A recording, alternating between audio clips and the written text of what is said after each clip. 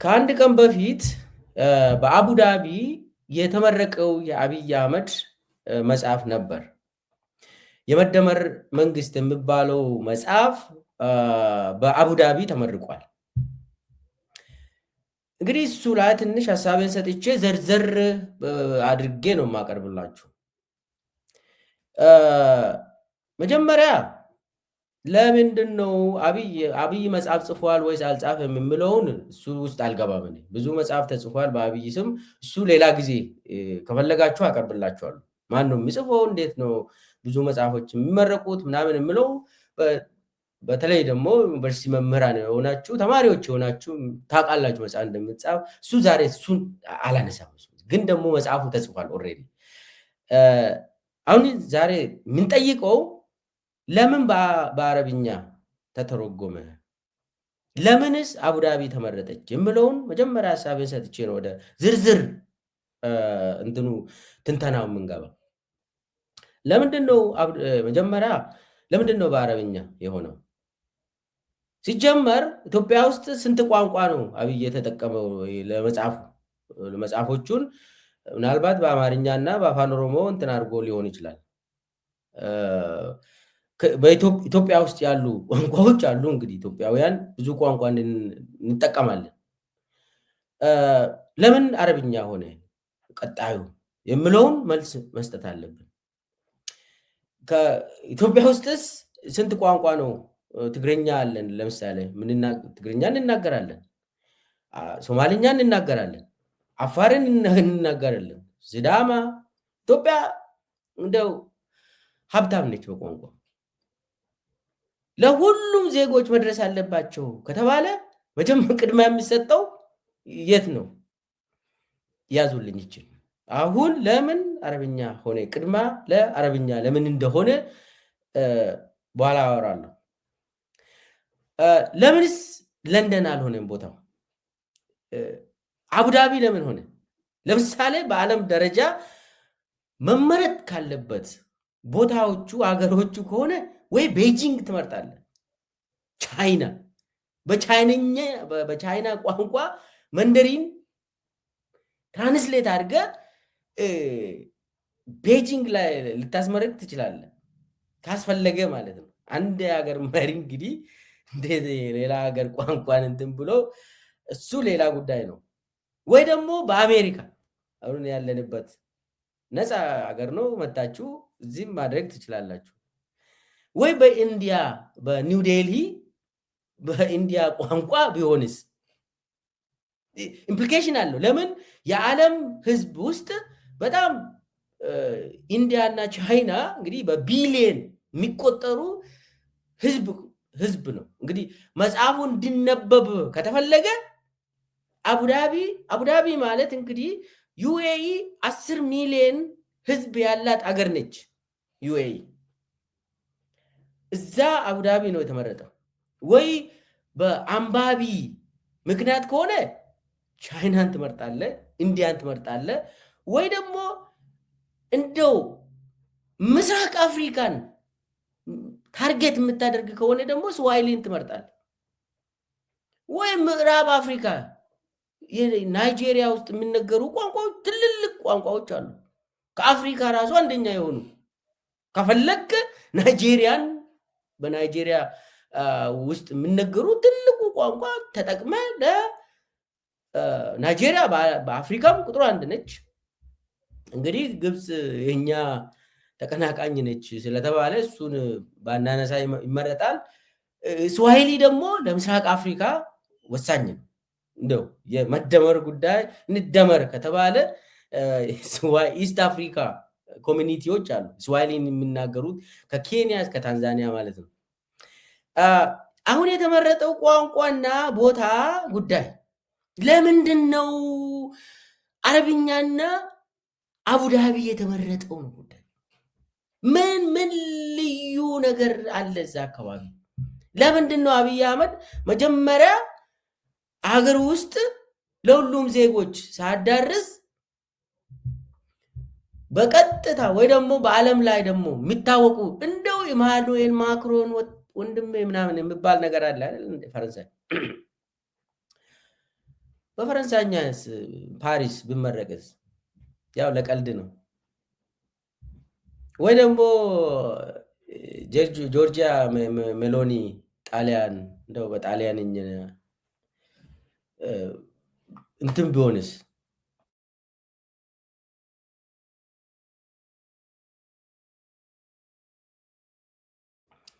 ቅርታ በጣሊያን እንደው ጣሊያን በተወሰነ ጊዜ እኛን ገዝታለች። 5 ዓመት ያው አልተገዛንም። ያው 5 ዓመት በግራዚያኒ ስር ነበርንና ያቺ ኦኩፔሽን ያው በጣሊያን ቢደረግስ?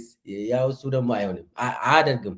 እንኳንም አላደረገ እሱ። ኦኬ አሁን ጣሊያንን ፈርተን ዩኤኢ እጅ ገባን። ዩኤኢ አረብኛ ለምንድን ነው ዛሬ የተመረጠው? አረብኛና ዩኤኢ ለምንድን ነው የተመረጠው? እንግዲህ በጣም በሚገርም ጭፈራ ነበር ይሄ መጽሐፍ እንትን ሲመረቅ ብዙ ቪዲዮዎችን ሳይ ነበር። በመጀመሪያ ደረጃ መጽሐፉን ትራንስሌት ያደረገው አንድ ልጅ አለ። የኢትዮጵያዊ ነው። ፓርላማ ውስጥ እንትን ያለ ልጅ ነው። ሶማሌ ልጅ ነው። እኛው ሀገር ሶማሌ ተወላጅ ነው። እሱ ነው ቤተመንግስት ውስጥ እንትን ተሰጥቶት ቢሮ ተሰጥቶት እዛ ቁጭ ብሎ ትራንስሌት ሲያደርግ የነበረው እሱ ነው። ከዛ በኋላ ደግሞ የተወሰኑ ውስታሶች ኤዲት እንዳደረጉ መረጃ አለኝ እና ኡስታዝ አህመዲን ጀበልም አንብቦ ኤዲት እንዳደረገ የተወሰኑ ሌሎች ሰዎችም ኤዲቶሪያል ሰርቪስ እንደሰጡ ሰምቻለሁ። እና ከዛ በኋላ እንግዲህ ተመረቀ። አቡዳቢ ላይ ያለ አምባሳደሩ አብይን ወክሎ ንግግር አድርጓል። አምባሳደሩ እዛ ዩኤኢ ጀማል የሚባል ሰው ነው። ከጀማል በፊት የነበረው ኡመር ሁሴን ነበር የዩኤኢ የኢትዮጵያ አምባሳደር በዩኤኢ አቡዳቢ የሚቀመጥ። ኡመር ሁሴን ቅርብ ጊዜ ነው ከዛ ተባሮ ፓኪስታን የተላከው። እንዴት እንደተባረረ ትንሽ አስቅኝ ነው እሱ። በነገራችን ላይ ኡመር ሁሴን ጓደኛችን ነበር። ያው ኦዲፒ ውስጥ ስለነበርኩ እንተዋወቃለን። ለማ መገርሳ የኦሮሚያ ፕሬዝዳንት በነበረበት ጊዜ የለማ መገርሳ ምክትል ፕሬዝዳንት ነበር። ኡመር ሁሴን አንድም ቀን ብልጽግና አባል አልሆነም። አንድም ቀን ኡመር ሁሴን በጣም ኦሮሚያ ላይ ተጽዕኖ ፈጣሪ ነበር ኡመር ሁሴን እና ለማ ከተባረረ በኋላ እንደው ለማን አስቀድሞ ነው ኡመሪን የበላው አብይ። ምንድነው ያደረገው? ኡመር ሁሴን ሚኒስቴር አልነበረም ወይ የግብርና ሚኒስቴር አልነበረም ወይ ብላችሁ ጠይቁ ትችላላችሁ። አዎ የግብርና ሚኒስቴር ነበር። ነገር ግን ብልጽግና አባል አልሆነም። አንድም ቀን እኔ የተወሰነ ጊዜ 6 ወርም ቢሆን ብልጽግና ማዕከላዊ ኮሚቴ ነበርኩ። ስለዚህ እኔ አይ ዊትነስ ነኝ፣ ምስክር ነኝ። እኔ እሱ ኡመር ሁሴን ብልጽግና ውስጥ አልገባም፣ አላምንበትም፣ አንድ ሰው የነገሰበት ፓርቲ ውስጥ አልገባም ብሎ ከጅምሩ ነው እምቢ ያለ። ስራ አስፈጻሚ ሆኖ የኦዲፒ ስራ አስፈጻሚ ሆኖ ብልጽግና ውስጥ አንድ ቀን ሳይገባ ሚኒስቴር ውስጥ ሆኖ ግብርና ሚኒስቴር ውስጥ ነበር። ከዛ በኋላ አምባሳደር ሆኖ ዩኤኢ ተመደበ። አሁን ቅርብ ጊዜ የሱ ልጅ አግብታለች እና ለሷ ወርቅ ገዝቶ ከዱባይ ሲመለስ ከአቡዳቢ ሲመለስ አምባሳደር ሆኖ ወርቅ ገዝቶ ወደ ኢትዮጵያ ቦሌ አየር ማረፊያ ደርሶ ከቦሌ እየወጣ ፌደራል ፖሊሶች በደመላሽ የታዘዙ ፖሊሶች ይዞት ወርቅ ይዘ ተገኘ ተባለ። ለልጁ የገዛውን ወርቅ ትንሽዬ ወርቅ ከወርቅ ጋር ይዘናል ብሎ 2 ወር ምናምን ቤት ውስጥ አሽጎ አስቀመጡ። ከዛ በኋላ አብይ ጠርቶት በቃ ሁለተኛ እንደዚህ እንዳታደርግ ስተት ነው የተፈጠረም እኔ ብሰማ እንደዚህ አይሆንም ምናምን ብሎት አሁን ፓኪስታን የኢትዮጵያ አምባሳደር ሆኖ ፓኪስታን ላይ ተመደበ እና ከግብርና ሚኒስቴርም ኡመር ሁሴን ሲነሳ ከአቡዳቢ ጋር የተያያዘ ጉዳይ ነበር እና ድራማ ነው የሚሰራ። አሁን አቡዳቢ እንግዲህ በጣም ወሳኝ ቦታ ወሳኝ ዩኤኢ ወሳኝ ቦታ በመሆኑ አንድ ማፊያ ነው ይሄኛው ይሄ ጀማል የሚባለው አሁን አቡዳቢ ላይ የተመደበው በጣም ማፊያ የሆነ አምባሳደር ነው። እሱ ነው እንግዲህ እዛ ላይ ተገኝቶ የምረቃ ስነስርዓቱ ላይ ንግግር ሲያደርግ ነበር እና የዩኤኢ ባለስልጣናትም እዛ ላይ ሚኒስቴሮች ማአት ተገኝቶ ንግግር አድርጓል። አጠቃላይ ኢትዮጵያ ውስጥ ደግሞ ምንድነው የተባለው በተለይ ኢቢሲ ፋና ምናምን የጠቅላይ ሚኒስቴራችን መጽሐፍ በዩኤኢ ተመርቋል በአረብኛ ነው የተጻፈው ምናምን እና መካከለኛ ምስራቅ ያሉ ህዝቦችና ሀገሮች በመደመር ኢትዮጵያ የምትመራ ሀገር መሆኗን ምናምን እሱን እንዲያውቁ ከኛም እንዲማሩ ምናምን ይላል። እንግዲህ ዜናው ተሰርቷል እና የጠቅላይ ሚኒስቴሩ መጽሐፍ ለመካከለኛ ምስራቅ ሀገሮች እና ህዝቦች እንደ ትምህርት መውሰጃ ተደርጎ እንዲሰጣቸው ነው ይላል። ኢቢሲ በዛ እንደዛ አድርጎ ነው ዜና ዘራ። እንግዲህ ከኢትዮጵያ የሚማሩት መደመር ምናምን መንግስት የሚባለውን ይማራሉ። ኢትዮጵያ ጦርነት ውስጥ ነች። ከኛ ምን የሚማሩት ነገር ካለ የእርስ በርስ ጦርነት ነው። አብይ የጻፈው መጽሐፍ ሌላ ጉዳይ ነው እና መጽሐፍ እንደዛ ብሎ እንትን አድርጓል። ስለዚህ አሁን እኔ ዋናው ይሄ መጽሐፍ ወደ አረብኛ ተተርጉመው ለምንድን ነው አቡዳቢ እና አረብኛ የተመረጠው የሚለውን አንድ ሁለት ነገሮችን ተናግሬ ወደ ዋናው ልግባ። አንደኛ አብይ ይሄንን ወደ አረብኛ አስለውጠው አስተርጉሞ በከፍተኛ ገንዘብ ነው እንግዲህ የታተመው። ለምንድን ነው ያደረገው? አንደኛ አብይ ሪፖርት እያቀረበ ነው። ለማ ለአለቃው። አለቆቹ እነማን ናቸው? አረብኛ የሚናገሩ አቡዳቢ ላይ ያሉ የአብይ አለቆች፣ በተለይ ደግሞ መሐመድ ቤን ዚያድ። ለመሐመድ ቤን ዚያድ ሪፖርት እያቀረበ ነው አብይ በአረብኛ። እነሱ በሚናገሩት በሚችሉት ቋንቋ ሪፖርት ማቅረብ አለብኝ ብሎ የ6 የ7 ዓመት ሪፖርት እያቀረበ ነው አብይ። ያዙልኝ። አስፈላጊነቱም ይሄ ነው። ዋናው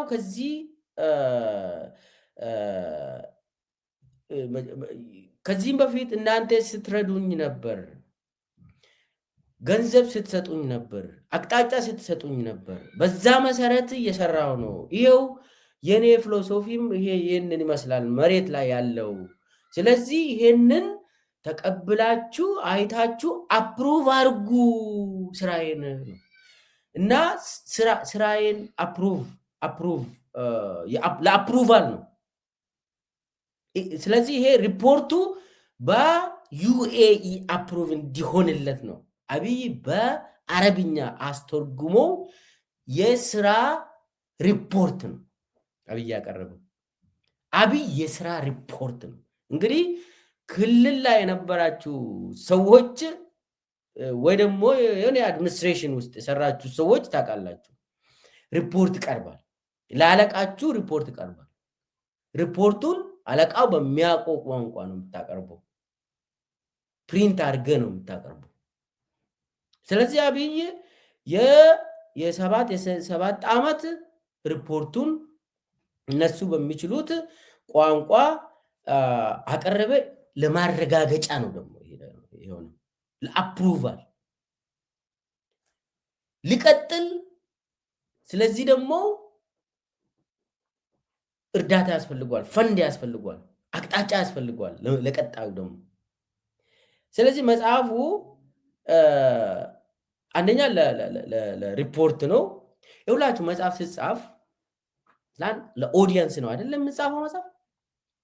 አሁን ኢትዮጵያውያን መጽሐፍ ሲጽፉ ወይ በአማርኛ ወይ በአፋን ኦሮሞ ወይ በትግርኛ በሀገራዊ ቋንቋ ነው የምንጽፈው አይደል እንዴ? ለምን? ኦዲየንሳችን ያንን ቋንቋ ስለሚናገሩ ነው። ለማን ነው የምናገረው? ለሚሰማ።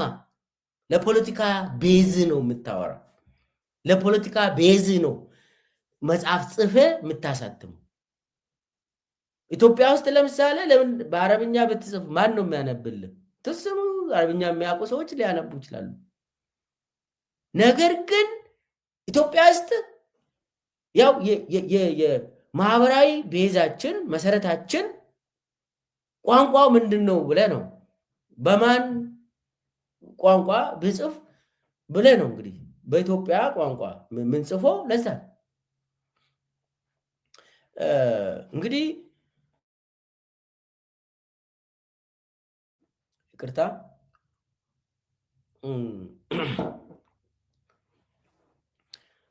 ስለዚህ ፖለቲካ ቤዝን አይተህ ነው መጽሐፍ የምትጽፈው። መልስም ይሁን ሪፖርትም ይሁን ለፖለቲካ ቤዝ ነው የምታቀርበው። ቋንቋም ስትመርጠው ፖለቲካ ቤዝ የት ነው ነው፣ መሰረት የት ነው፣ ስልጣን ከየት ይመጣል ነው። መጽሐፍ ስትጽፍ ኦዲየንስ እነማን ናቸው? ያ ማለት እኮ ስልጣን ከየት እየመጣ ነው ነው። what is the source of your power ማለት ነው። የሚያመላክተው ምንድን ነው? የአብይ መሰረት ስልጣን መሰረቱ የት ነው የሚለውን ይመልሳል። ስለዚህ አሁን አብይ ለፓወር ቤዙ እየተናገረ ነው፣ ለስልጣን ምንጩ እየተናገረ ነው፣ ለነሱ ሪፖርት እያቀረበ ነው በአረብኛ። ቅድም ጠይቄያቸዋለሁ፣ ለምን በሌላ ቋንቋ አልሆነም? ለምን በቻይና በመንደሪን ቋንቋ አልሆነም? ወይ ደግሞ ለምን በስዋሂሊ? እንደው ለበጎ ነገር ከሆነ ለምስራቅ አፍሪካ ነው መጀመሪያ የምታስበው። ኢትዮጵያ ምስራቅ አፍሪካ ውስጥ ስለምትገኝ ከመደመር መንግስት መማር ካለባቸው ሀገሮች ውስጥ አንዱ ሶማሊያ፣ ኬንያ፣ ታንዛኒያ፣ ሌሎቹ ሀገሮች ምስራቅ አፍሪካ አካባቢ የሚኖሩ ሀገሮች ናቸው። እና ያ አልሆነም። አገር ውስጥም ለዛ አልበቃም። ዋናው አብይ የስልጣን መሰረቱ ለዛ ነው እያወራ ያለ አብይ።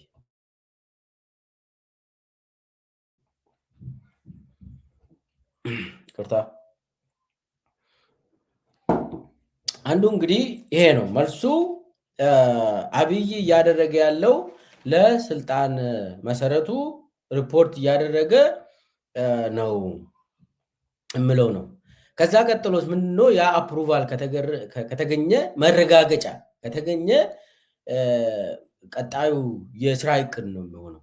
የስራ እቅድ ከዛው ነው የሚቀዳው። አብይ ቮት ኦፍ ኖ ኮንፊደንስ ካላገኘ ማለት ቮት ኦፍ ኮንፊደንስ ያገኛል። ከዛ በኋላ ቀጣዩ እቅድ ፈንድና ፖሊሲውን ከዛ ይቀበላል ማለት ነው። እና እንደው አንድ መሪ መጽሐፍ እንግዲህ በየአመቱ በየሁለት ዓመቱ የሚጽፍ መሪ የለም። ያን ሌላ ጊዜ እናውራ። እሱን ዛሬ ባላነሳ መርጣለሁ። ነገር ግን አንድ መሪ በሌላ ሀገር ቋንቋ ትራንስሌት አድርጎ አንድ መሪ አስቡት፣ አንድ የኢትዮጵያ መሪ በሌላ ሀገር ቋንቋ መጽሐፉን ትራንስሌት አድርጎ አስተርጉሞ ሲያሳትም አስቡት እስቲ። እንደው ምን ማለት ነው? የት ሀገር መሪ ነው? አንደኛ መሪዎች ከስልጣን ሲወርዱ ነው፣ ከዛ በኋላ ነው መጽሐፍ የሚጽፉት። ሁለተኛ ኢትዮጵያ ውስጥ አሁን ብዙ መሪዎች ነበሩ። የፓርቲ መጽሐፍ ይጻፋል። ኦብቪየስ ነው። በመለስ ጊዜ ለምሳሌ የፓርቲ መጽሐፎች ይጻፋሉ። የግል መጽሐፍ ምናምን እንደዚህ አያደርጉም። እሱን ሽጦ ገንዘብ በግላቸው እሱን ሌላ ጊዜ እናውራል። ነገር ግን እዚህ ላይ እኔ ትንሽ ጥያቄ የሚሆንባችሁ እንደው ጭንቅላት ያለው የአንድ ሀገር መሪ በዛችው ሀገር ቋንቋ ተለውጦ ተተርጉሞ እዛ ሀገር ይመረቅልኝ የሚል መሪ ታገኛላችሁ? አለ? እንግዲህ ኢትዮጵያ መሪ ነኝ የሚል ሰውዬ በአረብኛ እንትን ብሎ በዛ ዩኤኢ እንዲመረቅ አደረገ። ኤኒዌይስ የሚያመላክተው ይሄም ኢትዮጵያ ቀጥታ ለአለቃዋ እንግዲህ አብይ ማለት ነው፣ በአብይ በኩል ኢትዮጵያ ቅኝ ግዛት ስር እንደገባች የሚያመላክት ፕሮግራም ነበር